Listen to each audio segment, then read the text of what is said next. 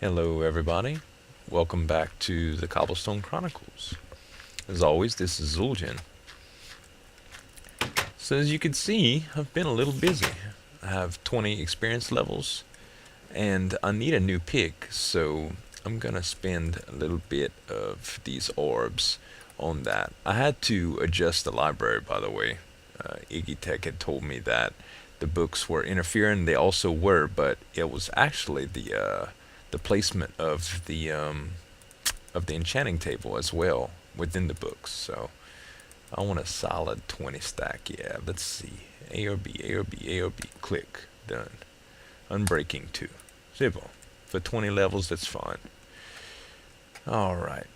That'll work. I actually just retired my other pick because it was real close to breaking. I'll probably use it for a repair. So it was a little short since the last episode. I didn't get that much feedback yet on the Mason's Guild, but I do have an idea that I was playing with in creative mode. The the sandstone is a good idea against this, I find. But one of the biggest things is that I didn't really know where to use it at to accent it well. And what I determined is there's a few different tricks I could do with nether stairs and sandstone as well as sandstone half blocks. So I'll show you guys what I'm thinking. Let me just grab my materials again. I had went to the nether to grab a little bit more of the nether materials. It wasn't a real eventful deal, so I didn't record it. Mostly just going in and out of that honey hole that I had kind of made, and just grabbing a few pieces. So I also grabbed a few more stairs while I was down there, and I'm gonna need this sandstone again, and also I'll tell you what. Let me just grab one more stack, and I need to make a stack of half slabs as well for the sandstone. 32. We'll do a stack and a half. Yeah, that'll work. Okay. So let's go back out to the side here. So yeah, normally I wouldn't have this much complications building something, but it's going to be rather large, so I have to go up a second story as well to do like the guild hall, I think. Unless I would just come out further to the sides, but the cobblestone generator takes up a lot of room. So, alright. And I'm not too sure if I want it too thick right here, but for now, I don't really have a whole lot of scaffolding either. Let's just do this for now.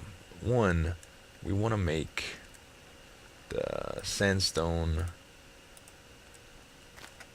right next to this. Not necessarily as, oh no, I'm gonna have to go one more down. Okay. Yeah, not necessarily as a border, but almost like a patio. And I think I'm gonna come out with it a little bit on all sides and surround it with some nether brick fence. I think it looks pretty cool like that from what I've seen in creative. So naturally more landscaping work as always, but not a huge deal. Hopefully I don't run into any holes. Okay. This can actually be filled up too. Now that I'm not gonna need this anymore. Do I have my bucket on me? Nope, not even. Don't even need to worry about filling it. Okay. Let's just take out a little bit more dirt here.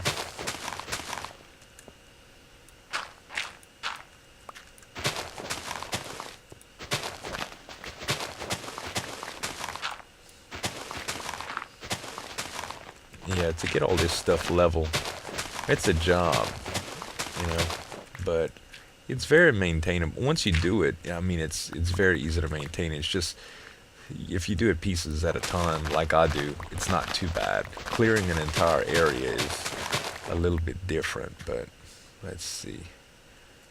I'm just gonna go a few more. just like this. And I was just doing this basically to show you guys where I'm coming out at. I'm gonna get some dirt work done on the other side as well, clear out all this stuff, and even it up on the back side. So we'll be right back. All right, guys. I went ahead and did all of that dirt work. I went a little crazy, but I think it looks pretty good. I went pretty for at least 5 wide all the way around with dirt, and I took out the last level of the dirt floor inside and went to the nether stone brick. Still got this sandstone right here. I'm not sure if I'm gonna keep it 3 around the corner like that or just 1 around the corner. And I went ahead and I just about finished this floor inside here. I just had to go make a few more bricks. But yeah, so it's all finished now. And I think it looks pretty good. Might do some patterns with the netherstone brick in the flooring. And I thought I wanted to keep this cobble too. I can actually take away this one, because I don't need that. I only need that to keep the water at bay. Actually, I might not even need that, but I'm going to choose to keep it like that. And yeah, so we're sealed up all around. I'm not sure if I'm going to glass this part in or not. I might just leave a viewing area on the top floor. And I think I'm going to do our stairs here to go up to the second floor. And right on top of here will be like a glass platform or maybe fence around it, so you can't go into where the circuitry is. But I think that'll look pretty cool. So without getting on too much of a tangent, I want to show y'all what I want to do with this sandstone. I got quite a bit of it, so hopefully we won't run out. If we do, I'll definitely have to mine some. But what I'm thinking is like a patio area, 5 by 5 or 5 out, like this. And on this last row right here, we're going to have nether fence, which looks amazing, I think, against the sandstone. It's a little bit different, and it kind of matches the building. So let's see, we need 2, 3, 4, 5 here as well.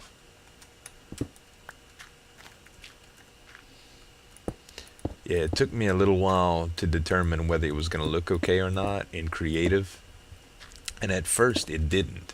When you put enough of it out there, not too much, not overkill, but when you put enough sandstone against the nether brick, it really, really does look good, in my opinion.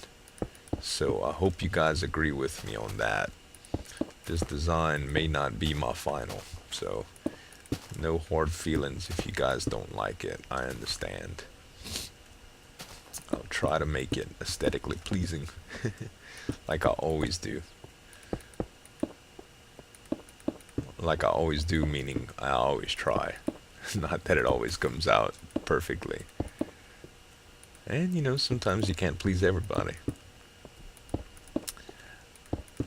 Oh, and the vast majority of you guys, I forgot to say, did like the soul stand. The decision was almost made already. I liked it enough to decided to want to keep it. If I would have heard enough rejection on it, I would have gone against the grain. But to those of you that are disappointed with it, I sincerely apologize. I just didn't like the I called it crochet last night, like the yarn weaving. It kind of looks like crochet, like crochet blankets or whatever. Anyway, the faces just weren't doing it for me. I know some of you liked them, but to those of you, I do apologize. Anyway, so you see it's kind of starting to come along now. And I hope I have enough. I have a lot of sandstone, but this is a pretty big job. I need to quit double placing, man.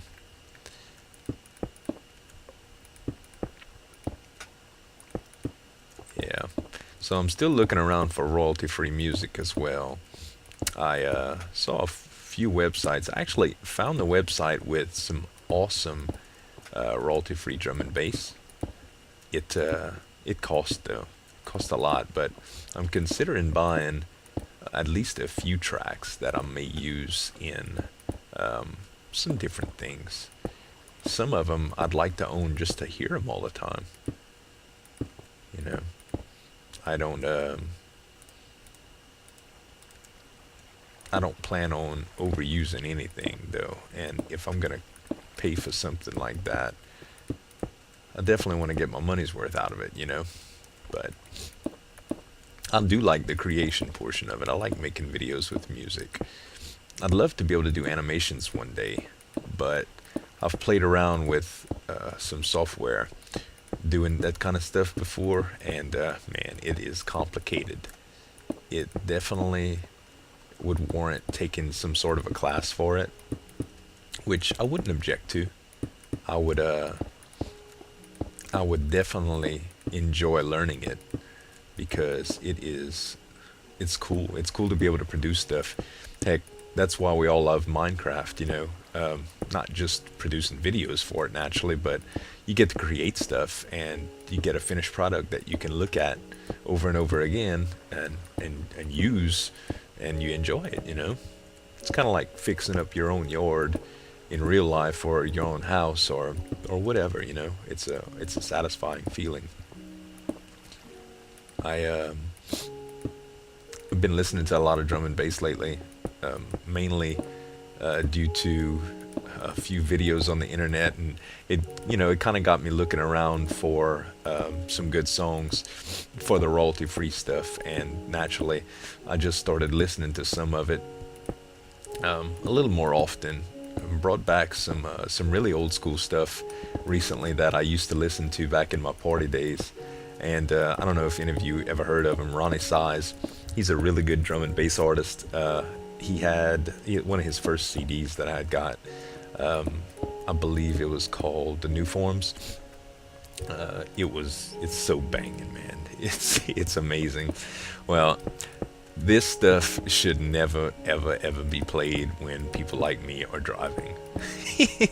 Like, y'all, I was weaving in and out of traffic this morning like it was nuts. I was bringing my little one to school. I'm off today. So I was just, man, I was going. And I had a little bit of extra motivation. I had some coffee. And not only does coffee give you energy, but it makes you need to go to the restroom pretty bad. So I needed to pee, and I was driving and listening to Jungle, and it was jamming all at the same time. So I had what they call a sense of urgency. it was it was pretty crucial, man. I was hauling rear through traffic. So I'm sure I didn't make anybody mad or do anything dangerous. I don't really do anything like that. But let's just say that I wasn't slowing down for curves, and I was accelerating pretty fast and decelerating really fast. I wasn't speeding or anything, but I was driving aggressively. So it was fun though. I enjoyed it. There's very few things in life that I enjoy more than a real good drive, especially the good music. I'm also a fan of rock, and a lot of people don't like the band, but Linkin Park. Most of their music's okay. I don't know a whole lot of stuff from them, but I do know that a few of their songs make me drive like I'm crazy too. Like I don't like a whole bunch of Slipknot either, but there's a few songs by Slipknot that make me crazy like that. Not in a mad way, just like wow, let's drive. I have a little standard. I don't have a real fast car, but I'll make that sucker talk. It's a little Chevy that I drive. Let's see, man, I'm almost out. I think I'm gonna make it though. I'm not gonna make it for the accenting. I will need to do some sand mining. I was afraid of that. The accent, I don't need much, but I have those half slabs. I may have some more sandstone in the base too. I think I do. I don't remember whether I do or not. But this should give you guys an idea of what it looks like. This looks awesome. I like that. Okay. So we're definitely gonna do a layer on the outside too. And like I said, I can't do the roof right now because I'm going up a second story. And I don't know what I'm gonna use for the floor of that is the only thing. I don't know if I want to use stone brick, y'all. I really don't for the second floor. I might do more nether brick for the second floor. Not real sure. But let me go ahead and put the fence down just to show you guys where we're at on that and how it's going to look. And then I'll go gather some more materials and we'll probably cut to the next episode to do the second floor. Might be a little short. I just don't want to make it too long. But the short episodes are harder to manage. I'm not gonna lie, they really are. They they make me do a lot more stuff off camera, and it involves a little bit more planning, which is good, I guess. um, I would. There's some things I absolutely don't want to film at all. Just because they're really really boring. Me go and get wood, for instance. I don't know of any way I can make it interesting, unless I'm talking, of course, unless I really got something to talk about. But as of yet, there's no possible way to make just chopping trees interesting. Maybe at the very beginning, of an LP is cool, but not after that. Let's see.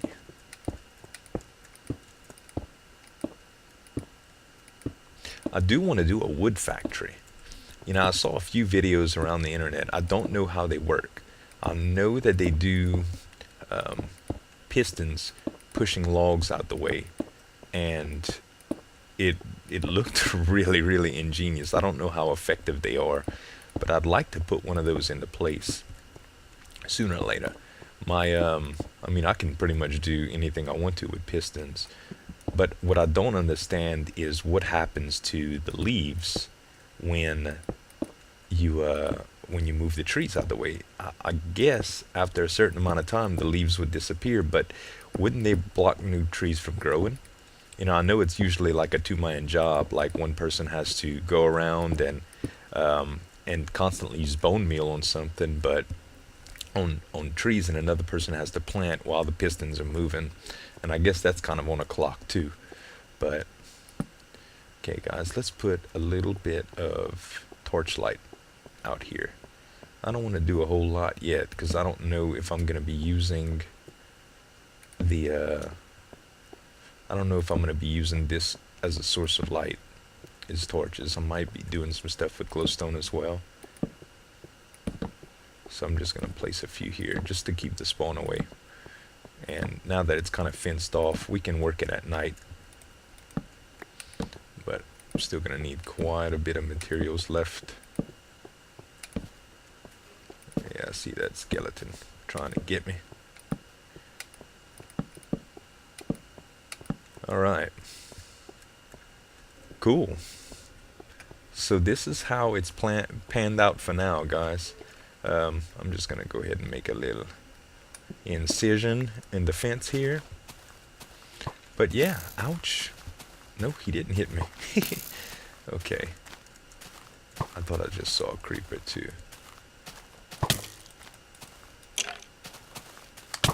Ouch. Alright. So yeah, that's how it looks, you guys. So far so good, I think. I really like it. I might come around with a border. Ouch. A border of sandstone half slabs, like so. But if I do decide to do that, I'm going to need quite a bit more of the stuff. Let's just make a little patio right now just to see how it would look. I won't be able to do with fencing, but a little patio extension, I'll call it.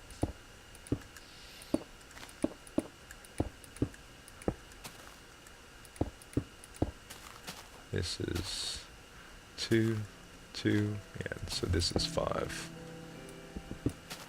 Yeah, you see? That's actually not half bad. I kinda like that.